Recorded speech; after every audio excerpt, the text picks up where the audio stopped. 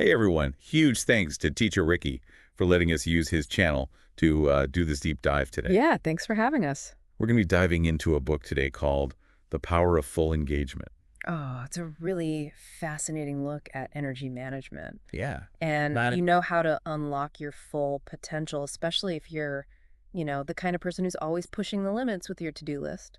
Let's be real, does anyone else feel like they're constantly running a marathon with no finish line? Yeah. You're crushing it at work, you've got a million projects going on, but there's always that nagging feeling of like not having enough time. The authors of this book totally get it. Yeah. They argue that instead of obsessing over time, we should be focusing on managing our energy.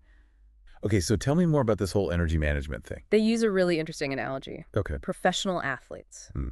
Think about it. They spend the vast majority of their time, like 90% training and preparing for those key moments of competition. Hmm. Their entire lives are structured around carefully balancing energy expenditure and renewal. So we should be treating our lives like a sport.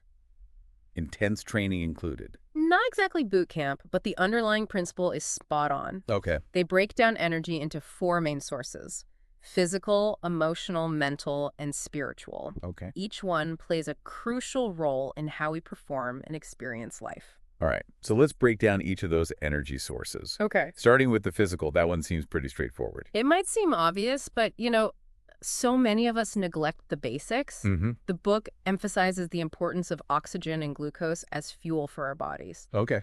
How we breathe, what we eat, how much we sleep, those short breaks we take, and our fitness routines, they all contribute to our physical energy levels. So are they saying we all need to become marathon runners to manage our energy? Not necessarily. Okay. The book actually highlights some fascinating research on the power of short bursts of intense exercise, Okay. followed by recovery periods. It's about finding what works for you and building sustainable habits. Right. Not about pushing yourself to the point of exhaustion.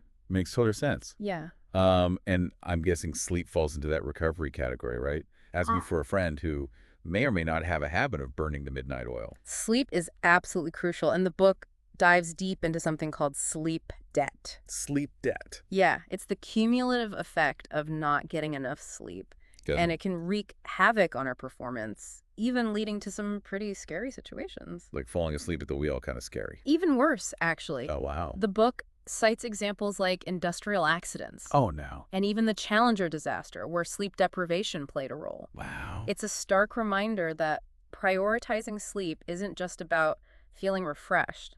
It's about safety and making sound decisions. I never thought about it that way. Yeah. So getting enough sleep is non-negotiable. Yeah. What about those power naps that everyone raves about? Do they actually work? They can be surprisingly effective. The book references research by a sleep scientist, Claudio Stampe, Okay. who found that short, strategically timed naps can significantly boost alertness and productivity. Okay. Think of them as many reboots for your system. I like that, yeah. Yeah. Okay, so we've covered physical energy. What about emotional energy? How does that factor into high performance? Emotional energy is all about recognizing that our feelings have a huge impact on our ability to function effectively. Yeah. You know that feeling when you're anxious or frustrated and it just drains you? Yeah. Those negative emotions can impact not only your own performance, but also the people around you. It's like that saying, misery loves company. Right. Negative energy can be contagious. Exactly. The book compares two tennis legends, John McEnroe and Jimmy Connors. Oh, okay. McEnroe, famous for his fiery outbursts, had a brilliant but shorter career. Right. Connors, with his more joyful and passionate approach, played at a high level for much longer. Interesting. It highlights the importance of cultivating positive emotions for long-term success. So it's not about suppressing negative emotions entirely, but about managing them effectively and harnessing the power of positive emotions. Right. Okay, are there any practical tips on how to do that? Absolutely. The book shares a story about a client named Roger B., Okay. who had a bit of an incident with tomato juice. It perfectly illustrates how unmanaged negative emotions can damage relationships, Mm-hmm. and it emphasizes the need for self-awareness and strategies to regulate our emotional responses. Yeah, so we all need a little emotional intelligence training. Yeah. So we've covered physical and emotional energy. What about the mental side of things? Is that just about being smart? Mental energy is about more than just intelligence. Okay. It's about mental endurance, flexibility, and the ability to focus your attention when it matters most. Right. It's about finding that sweet spot between analytical thinking and intuition. So like using both sides of our brain. Exactly. The book emphasizes the importance of balancing that left brain analytical thinking with that right brain intuition and creativity. Right. They use the example of tennis star Ivan Lendl, Oh, who had a super structured routine, but also recognized the importance of downtime for creative breakthroughs. Think of it like the different stages of the creative process. okay. Research and analysis are key, but so are those aha moments that happen when we let our minds wander. Right. Sometimes the best ideas come to us when we're not even trying to solve a problem. Exactly. Okay, last but not least, spiritual energy. Yeah. Does this mean we all need to start meditating or something? Spiritual energy in this context isn't about religion. Okay. It's about connecting to a sense of purpose, something bigger than yourself. Okay. It's about living in alignment with your values and what truly matters to you. So like having a mission in life. Precisely. Okay. And that sense of purpose can fuel incredible energy and resilience, Right. even when faced with adversity. Right. The book talks about the 9/11 first responders Wow. and how their unwavering commitment to saving lives fueled their extraordinary efforts. It's a powerful example of how a strong sense of purpose can drive us to achieve incredible things. That's really inspiring. Yeah. It shows how powerful a sense of purpose can be. Yeah. Is there a way to cultivate that kind of spiritual energy in our everyday lives? The book shares the story of Anne F., Okay. a woman who struggled to quit smoking. Oh, wow. It highlights the power of connecting to a deeper purpose to overcome even the most challenging habits. Okay, so we've covered the 4 sources of energy: physical, emotional, mental, and spiritual. Yeah, But how do we actually put all of this into practice? right. We can't all become professional athletes and structure our entire lives around energy management. Right. What about those of us with demanding jobs and families and, actual lives?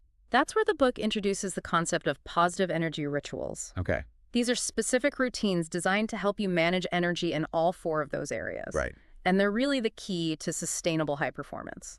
So kind of like good habits that become automatic. Exactly. Think of rituals as automating healthy choices, Okay. reducing your reliance on willpower, Mm-hmm. which, let's face it, can be pretty unreliable. Yeah. It creates space for renewal and help you stay on track even when life gets hectic. Got it. Yeah. So what kind of rituals are we talking about here? Any specific examples? The book is full of fascinating examples. Okay. There's the story of Bruce R., a self-proclaimed workaholic who was struggling to find work-life balance. Oh, He started implementing structured breaks throughout his day. Okay. Simple things like a quick shoe shine or a coffee break. okay. That's a ritual I can get behind. Then there's Erica R., a high-powered lawyer who swapped her monotonous gym routine for dance classes. Nice. It became a way for her to recharge emotionally and disconnect from the demands of her job. So rituals can be tailored to our individual needs and preferences. Exactly. That's encouraging. Any tips for creating rituals that actually stick? Mhm. Because I know I've tried new habits in the past, and let's just say they don't always last. One of the keys is to be super specific. Okay. Instead of vaguely saying, I'll exercise more, create a ritual like, I'll go for a 20-minute run every Monday, Wednesday, and Friday at 7 a.m. Right. That level of detail makes it way more likely that you'll actually follow through. Makes sense. Yeah. It's like setting a clear intention and making a commitment to yourself. Exactly. And the book really stresses that rituals should be grounded in your values and your purpose. Okay. It's about aligning your actions with what truly matters to you. Okay, we've explored the 4 sources of energy and the power of positive energy rituals. Yeah. But what about those times when demand just exceeds our capacity? Right. What happens when even a full tank isn't enough? That's when it becomes crucial to actually expand your capacity Okay. in each of those 4 energy dimensions. All right. Think of it like an athlete training for a competition. Mhm. They push their limits Right. and then allow time for recovery to come back even stronger. So it's not just about maintaining our energy levels, but about actually growing and expanding them. Precisely. And that growth happens when we challenge ourselves strategically Okay. and then give ourselves adequate time to recover and rebuild. All right, let's dive into each energy dimension and talk about how we can actually expand our capacity, starting with physical energy. When it comes to physical energy, the book emphasizes the importance of understanding your stress recovery ratio. Stress recovery ratio. Yeah, think of it like a heartbeat with its rhythmic expansion and contraction. Mm-hmm. We need to find that same rhythm in our energy management. Okay. Too much stress without adequate recovery leads to burnout. Right. But too much recovery without enough stress can lead to stagnation. So it's about finding that sweet spot, that balance between pushing ourselves and giving ourselves permission to rest and recharge. Exactly. Okay. And one of the most effective ways to expand your physical capacity is through exercise. Okay, but they're not suggesting we all become Olympic athletes, are they? Not at all. The book actually challenges the conventional wisdom of those long, moderate workouts. Okay. They highlight research showing that short bursts of intense exercise followed by complete recovery can have a huge impact on your fitness, your mood, and even your immune system. Interesting. Yeah. So short and intense is the way to go. Yeah. Sign me up. Yeah. What about diet? Diet plays a massive role in physical energy. Right. The book emphasizes fueling your body with nutrient-rich foods that provide sustained energy, Okay. focusing on oxygen and glucose as the fundamental building blocks. So we're talking about nourishing our bodies with high-quality ingredients, not just empty calories. Exactly. And it's not just about what you eat, but also when you eat. Okay. The book highlights the importance of eating regularly throughout the day to maintain stable blood sugar levels Right. and avoid those energy crashes we all experience. Right, like those dreaded mid-afternoon slumps. Yeah. I'm definitely guilty of reaching for a sugary snack to power through those. What about sleep? We talked about it earlier. Yeah. Is there anything more to know about expanding our sleep capacity? The book acknowledges that sleep needs vary from person to person. Right. However, they stress the importance of understanding your individual sleep patterns and creating a consistent sleep routine that supports optimal recovery. So, like sticking to a consistent sleep schedule, even on weekends. Exactly, and it's about creating a sleep-conducive environment. A dark, quiet, and cool room, free from distractions. Sounds like I need to invest in some blackout curtains. Yeah. Okay, we've talked about exercise, diet, and sleep. What about those times when we're just feeling drained, even if we're doing all the right things? The book emphasizes the importance of what they call intermittent recovery throughout the day. Intermittent recovery. These are short breaks, even just a few minutes, to rest and recharge. So like stepping away from our desks and taking a walk outside? Precisely. Okay. It's about interrupting the constant flow of energy expenditure with moments of renewal. Okay, that makes a lot of sense. Yeah. Let's move on to emotional energy. How do we expand our capacity to handle those inevitable challenging emotions? The book emphasizes how contagious emotions can be. Right. If you're surrounded by negativity, it can be incredibly difficult to stay positive. Yeah. They encourage actively seeking out positive relationships and environments that uplift and inspire you. So surrounding yourself with good vibes. Exactly. It's also about developing emotional resilience, that ability to bounce back from setbacks and challenges without letting them completely derail you. Right. The book suggests practicing mindfulness and gratitude Okay. to cultivate a more positive emotional state. Mindfulness and gratitude, so focusing on the present moment and appreciating the good things in our lives. Exactly. Okay. It's about shifting your focus from what's wrong to what's right. I like that. Yeah. Okay, let's move on to mental energy. How do we expand our capacity to focus and think clearly, especially in a world that's constantly vying for our attention? The book introduces the concept of mental weight training. It goes like you challenge your muscles to grow stronger, you need to challenge your mind Right. with new and stimulating activities. So like learning a new language or taking up a new hobby? Exactly. It's about keeping your mind sharp and engaged. The book also emphasizes the importance of mindfulness and meditation Right. to strengthen your ability to focus and resist distractions. So those meditation apps I keep hearing about might actually be worthwhile. They can be a great tool Okay. for training your mind to stay present and focused. Awesome. Okay, finally, let's talk about spiritual energy. How do we expand our capacity to connect to a sense of purpose? The book suggests exploring your values Okay. and identifying activities that truly align with those values. This could involve volunteering, pursuing a creative passion, or simply spending more time in nature. It's just about finding activities that give you a sense of meaning and fulfillment. Exactly. And it's about nurturing those connections Okay. that provide you with a sense of belonging and support, whether it's spending time with loved ones, joining a community group, or simply reaching out to a friend. So it's about building a life that feels both purposeful and connected. Precisely. Okay. And the book emphasizes that expanding spiritual capacity is an ongoing journey, not a destination. This has been such an insightful dive into the world of energy management. Yeah. I'm already feeling more empowered to make some positive changes in my own life. You too. What are some key takeaways for our listeners as we wrap up this first part? I think the most important takeaway is that energy, not time, is the fundamental currency of high performance. So it's not about cramming more into our already packed schedules, but about doing what matters most with the energy we have. Exactly. That's fantastic advice. I'm definitely feeling inspired to rethink my approach to energy management. I think that's a great place to wrap up part one of this deep dive into the power of full engagement. Join us next time as we continue to explore these fascinating ideas and unpack more of the practical strategies from the book. Sounds good. You know, one thing that really stood out to me in this book is the emphasis on rituals Yeah. as a way to, make these energy management principles stick. Mm-hmm. It's not enough to just know the theory, right? We need a practical way to actually integrate these ideas into our lives. Yeah, that's so true. I've read tons of self-help books, and I'm always like, this is great advice, but then life gets in the way and I fall back into my old habits. Right. It's like willpower alone just isn't enough. The authors of this book totally get that. Yeah. They argue that we need systems and routines in place to, to make those healthy choices more automatic, Okay. to take the pressure off our willpower, Right. but in a way that still feels authentic to us. So it's not about becoming a robot. Yeah. Right? It's about creating a structure that supports us without feeling restrictive. Exactly. The book emphasizes that rituals should be personalized and flexible. Okay. It's about finding what works for you Yeah. and adapting as needed. Okay, good.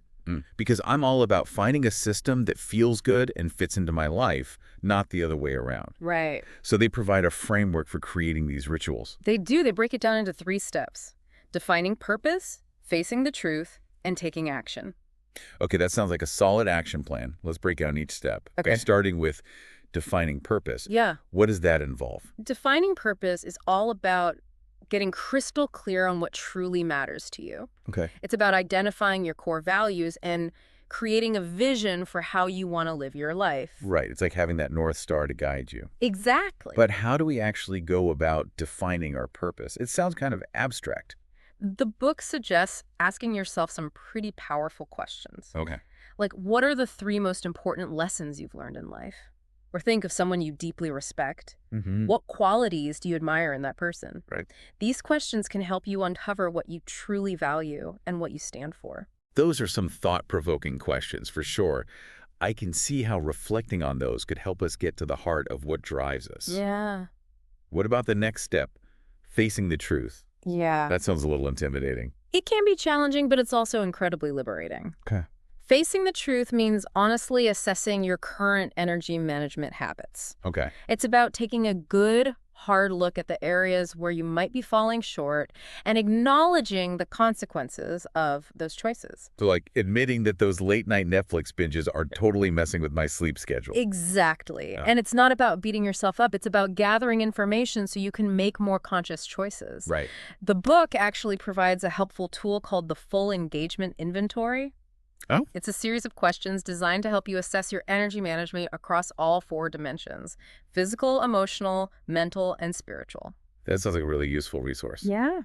Okay, so we've defined our purpose and faced the truth about our current habits. Now for the action part. Yeah. What does taking action look like in this framework? Taking action is where the rubber meets the road. Okay. It's about putting those positive energy rituals into practice. Okay. The book stresses the importance of starting small and building momentum gradually. So it's about creating those small wins Yeah, that motivate us to keep going. precisely. And the book encourages celebrating those wins, no matter how small, Yeah. and acknowledging your progress. Okay. It's about creating a positive feedback loop that reinforces those healthy habits. I love that approach. It seems so much more sustainable than trying to overhaul our entire lives overnight. But how do we ensure that those rituals actually stick? Because I know I've tried to create new habits in the past, and they often fizzle out after a few weeks.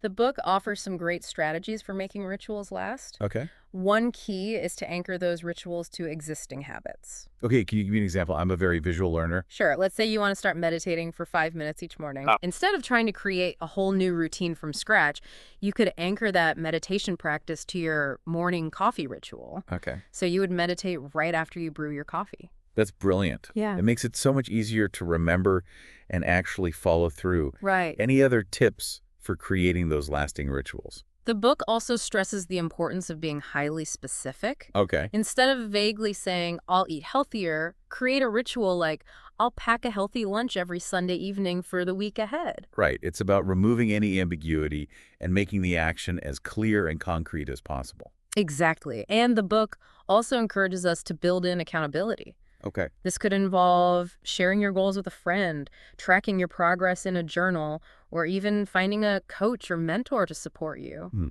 Having someone to check in with can make a huge difference. Okay, so we've covered the 3 steps for creating those effective rituals. Defining purpose, facing the truth, and taking action. Now I'm curious to hear about some specific examples of rituals that people have found helpful.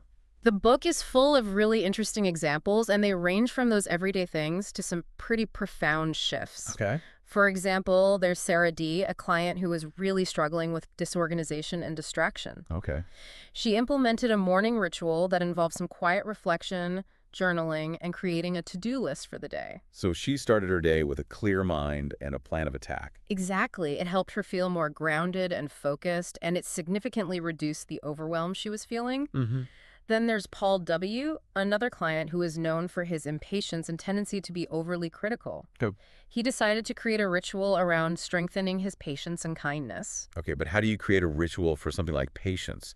Did he just try to be more patient? Well, he recognized that his old habits were pretty deeply ingrained, so he needed a more structured approach. Right. He created a mantra, kindness matters, that he would repeat to himself whenever he felt those impatient urges arising. So like a mental reminder to stay aligned with his values. Exactly. And he cleverly anchored that mantra to those everyday moments that typically triggered his impatience, Oh, like waiting in line or dealing with a frustrating coworker. I love that. Yeah, It's like turning those potentially stressful moments into opportunities for growth. absolutely. It's about taking those everyday moments and using them as mini training sessions for building your energy management muscles. Okay, so we've seen some great examples of rituals for physical, emotional, and mental energy. Yeah, What about spiritual energy? right. Any inspiring rituals to share for that dimension? There's a great story about Ted and Donna, a couple who are finding it increasingly difficult to find quality time for each other amidst their busy lives. Right.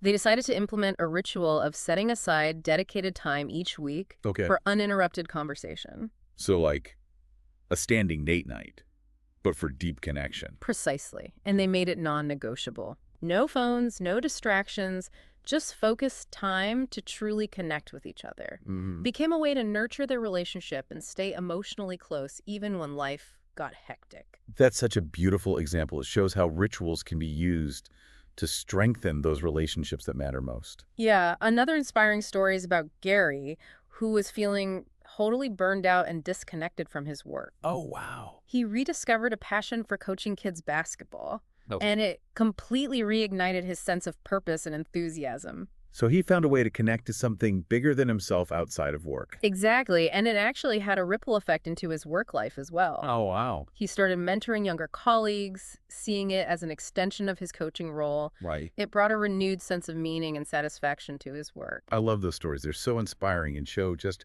how powerful rituals can be in creating positive change in all areas of our lives. Yeah, they really highlight the ripple effect that even small changes can have. Okay, so we've explored the 4 sources of energy, the concept of these positive energy rituals, and the 3 steps for creating rituals that stick. Is there anything else listeners should keep in mind as they embark on their own energy management journey? The book emphasizes that this is an ongoing process. There will be times when we fall short, Right. and that's okay. Right. The key is to approach this with self-compassion Right. and view those setbacks as learning opportunities. So it's not about perfection, but rather about progress, right? Exactly. It's about making small, consistent changes over time and celebrating those wins along the way. This has been such an insightful deep dive into the world of energy management. It has. I'm already feeling more empowered to make some positive changes in my own life. You know, I think what really drives home the idea that this energy management is a journey is the question the authors leave us with at the end of the book. Oh, you mean is the life I am living worth what I am giving up to have it? Yes, that one, it really makes you stop and think, doesn't it? Yeah. Are we sacrificing our well-being, our relationships, our passions, all in the name of achievement? It's a powerful question Yeah. that challenges us to examine our priorities and make sure that, how we're spending our energy is truly aligned with our deepest values. That message is so important, especially in today's world where we're constantly bombarded with messages about productivity and achievement. Right. It's easy to get caught up in the hustle and lose sight of what truly matters. I agree. And what I love about this energy management approach is that it's not just about getting more done. Right. It's about living a richer, more meaningful life. It's about having the energy to show up fully for yourself, for your loved ones, and for the things that light you up. We can't pour from an empty cup. Right. Exactly. We need to prioritize our well-being if we want to make a real impact in the world. Absolutely. And the book gives us a practical roadmap for doing just that. Yeah. It's not about becoming some kind of superhuman. Right. It's about making small, intentional choices each day that add up to big results over time. That's what I love most about this deep dive. It's not just theory. Yeah. It's full of actionable advice that we can all start using right now. Absolutely. Okay, I think we've covered a ton of ground in this deep dive. Yeah, we have. Before we wrap things up, I want to give a massive shout out to Teacher Ricky for letting us use his channel for this awesome conversation. Yeah, thanks, Teacher Ricky. Be sure to like, share, and subscribe to his channel for more incredible content. Yeah, and if you have any books or topics that you'd love for us to deep dive into, just leave a comment below. Yes, we'd love to hear from you. And don't forget to tell us what country you're tuning in from for a shout out. Thanks for joining us on this deep dive into the world of energy management.